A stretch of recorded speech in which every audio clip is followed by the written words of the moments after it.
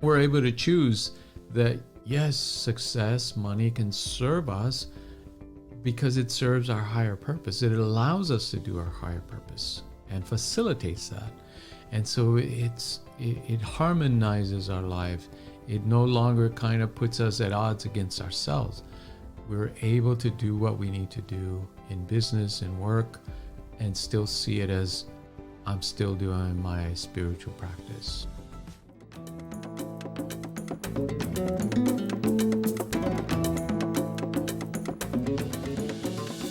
Hello, welcome back to another episode of Soul Sessions with Deborah Burnt Maldonado and Dr. Rob Maldonado. Great to be here. And we are continuing our series on the Purusharthas. I hope I said that right. And they are the 4 human pursuits in Eastern philosophy. And we'll review about Dharma, we'll talk about Kama, Artha, and Moksha. But before we begin today's topic, which is Artha, I'd like to remind you to remember to click on the button in the corner to subscribe to our channel. Also, if you're listening to us on podcast feeds like iTunes, Spotify, there's a subscribe button. Please click that button so you can make sure you get every episode of Soul Sessions. So today's topic is, can a spiritual person pursue material success? Yeah. So Purusha is the supreme person. In this sense, though, the Purusha is your personality, your individual existence. And then Artha, of course, are the pursuits. So Purusharthas are the pursuits of the individual human life. So we have 4 that we pursue. Yes, and we're approaching this as a spiritual psychology. The great author Houston Smith, author of World Religions, said, if we take the world's enduring religions at their best, we discover the distilled wisdom of the human race. So we're mining that wisdom that is there, in this case, in the Upanishads, in the Gita, the Bhagavad Gita. So Artha, well, last time we talked about Dharma, right, which is our sacred duty. And we each have an individual Dharma. And it's better to always do our individual Dharma than to do another's Dharma and do it perfectly. Even if we're messing up on our individual Dharma, it's better to persist on our path. So now Artha then is the idea of material success. And it's saying we should pursue this. And obviously we need to, right? Everyone needs to pay the rent and do their work somehow. So imagine if you aren't pursuing wealth or getting the money to pay your bills, buy food, have a home, then someone needs to. So it's like you're not contributing to your own life, and you're kind of putting, I wouldn't say a burden because some people can't work, but think about that all the people that don't choose to work and they don't choose to pursue wealth, they end up feeling like almost like helpless in a way when you're pursuing a career and saving money, and you can send your kids to college, you can live in a nice place, you can have that sense of fulfillment that you're contributing to society in a way. And so it's not just, we don't want to say just pursue the material wealth so you can have a number in the bank account that you can brag or have a certain status in the community. It's more about, how can this money serve me? Can it help me buy healthier foods? Can it help me help my family if they need help? Am I contributing to myself to the world? And how can I reach people? If you're your own business owner, if you have more material wealth, you can do more with that. You can help more people. So it's not this bad thing, like money's bad, but it's really how you use it in service of your duty and of your Dharma. Yeah, so there's a lot to unpack here. First of all, the connection to Dharma. So now, when you discover your personal Dharma, your individual Dharma, which is your higher purpose in a sense. Then you start to understand what the pursuit of success, material wealth means. That now that material wealth can serve your higher purpose. Because without abundance, without money, or at least some level of it, you're not able to carry out your Dharma. You're not able to do the things that you need to be doing to fulfill your higher purpose. So there's that. There's also this idea, of course, that it's connected to spirituality, that a lot of spiritual traditions were developed and taught in the context of a monastic life, meaning renunciation of the world. You gave up your plow, you gave up your business, you gave up your household, and you went off to the monastery. You basically just sold all your possessions or donated it to your religious. Yes, and it confuses a lot of people because they think, doesn't spirituality teach that you should not be handling money and working and doing your life in this material way? So here, it's clarification of that. There is a way to stay in the world, to work, to do business, to continue to participate in the world, in society, and still practice your higher purpose, your Dharma. In other words, to be doing your sacred duty while you're living and participating in the world. And this idea of Artha as a human pursuit within the spiritual context clarifies that. And there's a lot of, we're molded by society, we're molded by our parents, your grandparents, your culture, your community of what they mean, what money means, and we don't have a clear image of it. It's based on what they thought was money. So a lot of times, I heard a lot as a Catholic growing up.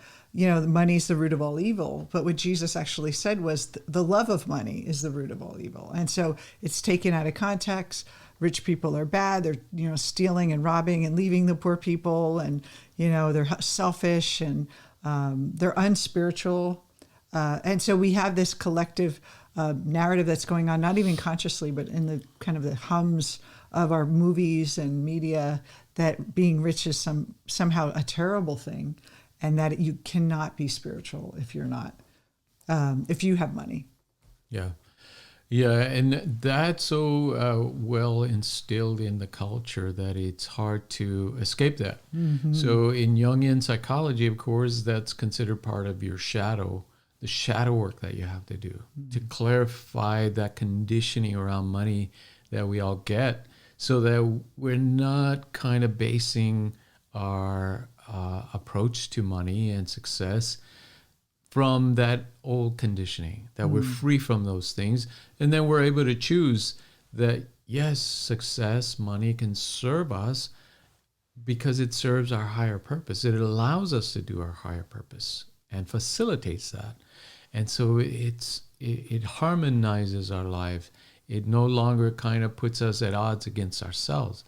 We're able to do what we need to do in business and work and still see it as I'm still doing my spiritual practice. I see so many people, they reach a certain amount of success and then something happens where a bill comes in and it's never consistent. It wipes it all out. And it's almost thinking about it as more of an unconscious rejection of money because of all that conditioning and opinions and beliefs around money. And so let's turn this around and think of it from what the Eastern philosophy tells us is that it's part of our duty to make sure we have enough so that we can live and that we can feed ourselves and that we can, even if we are a teacher, we can have the resources to teach. I remember a lot of people think they would feel bad charging, like our coaches or any person in the service profession, like I shouldn't be charging for this because I'm helping others. And the thing is, okay, so you should work full time in a job that you don't like and make money and then do free stuff on the weekends and be drained doing the work you love. It just doesn't make sense. That it should be something that we can be abundant through, not to steal or from people, but to actually use that in service and being paid for that service in alignment with something higher. You're serving humanity much better, probably doing what your Dharma is, doing what you love and making money, than sitting in a cubicle in a job that you hate just to pay the bills so you can do what you love. So when you think about it in that context, okay, well, maybe I want to pursue what I love and get paid for what I love. And it's such a hard thing. People have a hard time because I think the whole society is you can't do what you love. You have to work hard for money, and the things you do to earn money are not enjoyable or not spiritual. That's right. And then there's the opposite side of it, that often we're given these mixed signals, right? That we should pursue money, and that money is going to give us everything we want. It's going to make us happy. And that itself is a damaging message as well, because then people think, you know, if I get the money, if I get success and prestige and all that good stuff, I'll be set. I'll be safe, happy. It will make me happy. It will solve all my problems. And you see it over and over again. Money on its own does not lead to peace of mind, does not lead to happiness, does not lead to solving all your problems. On the contrary, if you approach it from that perspective as it's going to give me everything I need, it's going to give you the opposite most of the time. It's going to make you miserable. It's going to wreck your life in many ways. If you approach it from the ego perspective and from grasping. And then also a lot of people will reject money, saying, I'm not going to pursue money. Money doesn't matter to me, and not pursue it at all out of some sort of, abdication from it. And I think that's also off the mark, is I don't want to deal with money. I don't want to think about money. Money doesn't matter. It does, because it's the way we work in the world. And so we have to basically find a way to work with it. Yeah. And so how do you do that? And that's the idea of this philosophy, that it's showing us how to approach it. So we know we need to live in the world. We know we need to pay the rent. We know we need to eat and help others. How do we do that in a sane way that doesn't lead us to greed, to grasping, to causing more suffering in the world, and still be abundant and have plenty and be able to help others, our families, our friends, society in general, and do our proper Dharma, right, our higher purpose. So we do it through this practice of what's called Sattva. So cultivating the mind of Sattva is, first of all, Sattva can be translated as clarity, purity, goodness, right? So that state of mind, when we cultivate it in our pursuit of abundance, of success, that leads us in the right direction, because we're approaching now this pursuit with the mindset of clarity, of higher purpose, of equanimity. And non-attachment? Non-attachment. In other words, we're not projecting, we're not thinking that money or external success is going to save us or give us happiness. We understand that we have to generate that first within our mind. We're happy already. We're fulfilled.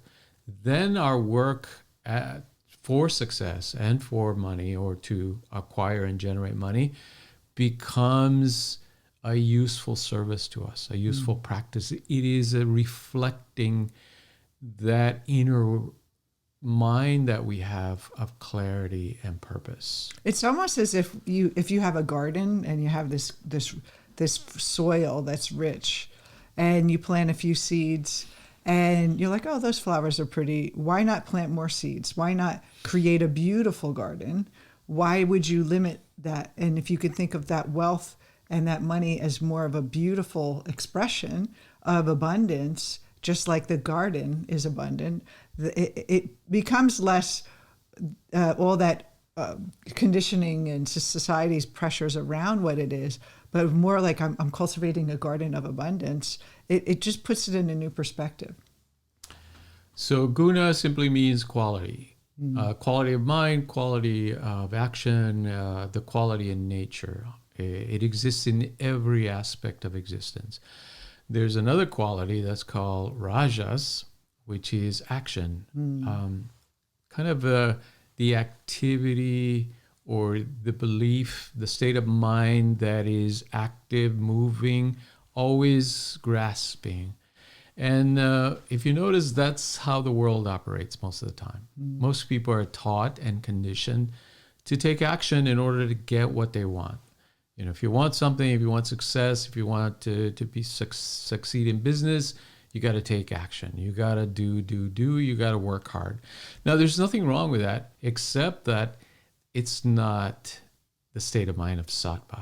It's not the quality mind of Sattva, of clarity, of tranquility, of higher purpose. It's the mindset of, I got to work really hard in order to get what I want. It's like a grasping lack mentality. Yes. It's like I don't have wealth, so I have to go and find it. And then it's like a gerbil wheel. You keep getting lack back. You get lack back. You get lack back because you're so attached. And then if you do happen to get a win, it's you kind of get that high, and then it crashes again. And it's not that equanimity. It's not that equal. Like in poverty or in wealth, you're the same. And that's what Sattva is that mind that where you can take action. You can apply Sattva through your action. It purifies the action. Versus if you're just leading with action, that the more I do, the harder I work, the more money I can make. And we see it in culture right now. Everyone is exhausted. Everyone is stressed out because they're thinking action is the key. I'm going to act. That's right. And then thirdly, there's another guna, another quality of mind that's called tamas. And now we don't see that much around us. Well, perhaps if you see people that are extremely poor or homeless, perhaps, that's kind of the quality of tamas, that they've kind of given up. There's no motivation to work or to generate abundance for themselves. They're like uninspired, maybe? Uninspired, depressed. Unmotivated. Yes, where the pursuit of abundance and material wealth now has become such a burden to them that it depresses them. It sends them into a downward spiral where they reject it completely or they neglect it altogether. So those three... They say, I don't care anymore, and they leave the thing that they love, they just give up. Yes. Yeah, those three states of mind, those three gunas are important to understand in the pursuit of material abundance. Tamas, which is lack of motivation, lack of understanding of what material wealth is for. Rajas, which is kind of an overly anxious attachment to grasping more, to getting more and more. Like chasing the dollar, not the dream. Yes, that carrot, chasing the carrot, which is never enough.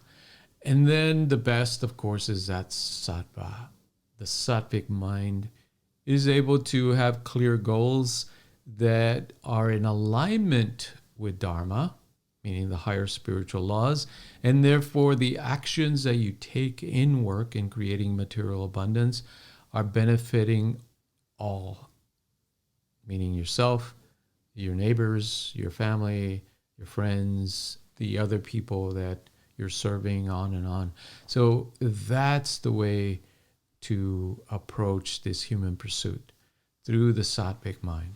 So let me just summarize here, and correct me if I'm off base, but what I hear you saying is that we need all three qualities because there is also a benefit to tamas, which is that kind of lack of motivation, because sometimes we need to rest and sometimes we need to pursue and take action.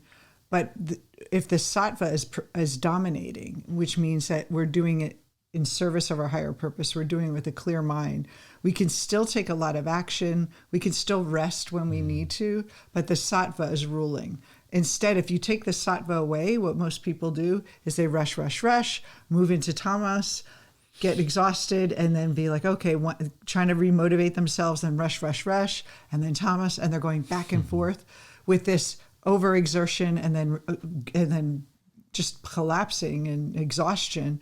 And what the sattvic mind does is bring more balance to those two qualities of action that we need. We need rest, we need action, we need to move in the world. But the sattvic mind is that pure awareness, that pure, clear thinking. As we're pursuing the wealth, we are in more balance. And then it's almost like we know when we need to stop. We know when we need to act, and there's no attachment to either way. Yes. It is ultimately, in psychological terms, it is a way of getting the ego out of the way. Because the ego is simply, there's nothing wrong with the ego. It's a good function that the mind has, but it's designed to help us survive. In other words, we're in survival mode when we're in ego. And if we don't know how to transcend it, it keeps us in that survival mind. Now, the survival mind cannot really generate and enjoy physical or material abundance, because as long as it has enough to survive, it says, that's enough. Why do we need any more? Or if it gets more, it's not enough. It always says, let's keep on working on this, right? Because I still feel in danger, or that we're in danger of losing this, and therefore we need to keep on working really hard to keep getting more and more money. And that's not a good way to live either. And if you think about what is wealthy, what's abundance, you ask 100 people, you'll get 100 different answers. For someone receiving $100 in cash could make their week. A millionaire would say, think of it as a tip for a valet.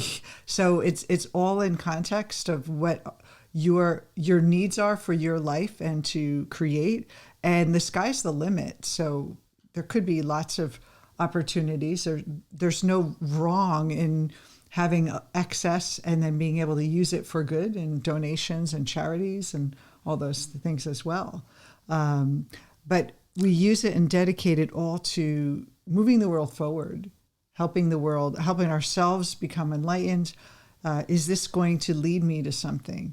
I know for me that when I was struggling with money, I didn't have money to invest in a coach. I didn't have money to do certain things, and my mind was consumed with lack and worry. And then when I started creating my own business and living, my own terms, understanding that I'm seeing my mind here, I was able to create the opportunities that I needed to get that higher knowledge, to be in the right communities, to be surrounded by people like me. And it takes investments to do that. And to create a business, you need a website, you need recording equipment, all these things, they take money. So where is that coming from? And there's nothing more powerful than generating it yourself through your creative mind, through your visions, having a dream, and then be able to create the resources for you to support your dream. And that's really what Artha is having the resources to live your Dharma, to live your purpose. That's right. So combined then, now we see Dharma, your higher purpose, in combination with material success. That is, they're connected.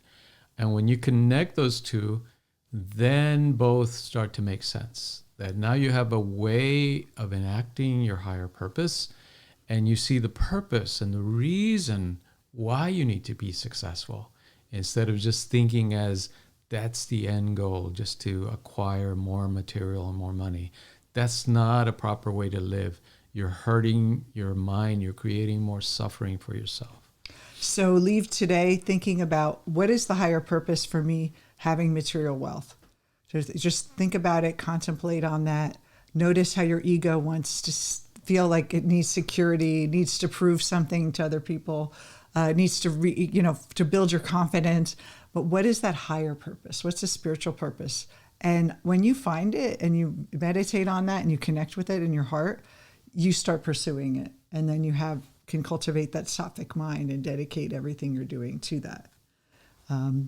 And so next week, we are going to be talking about kama, which is the pursuit of pleasure, which is your favorite one, Rob. Yes, and one that is, again, very misunderstood. So we look forward to seeing you then. In the meantime, don't forget to subscribe to our channel if you're watching us on YouTube. And if you are listening to us on our podcast, click on the subscribe button and we'll see you next week. And we reached a milestone on our YouTube channel. We have over 50,000 subscribers. So keep coming. We want to see more of you on our channel every week, and go live your Dharma.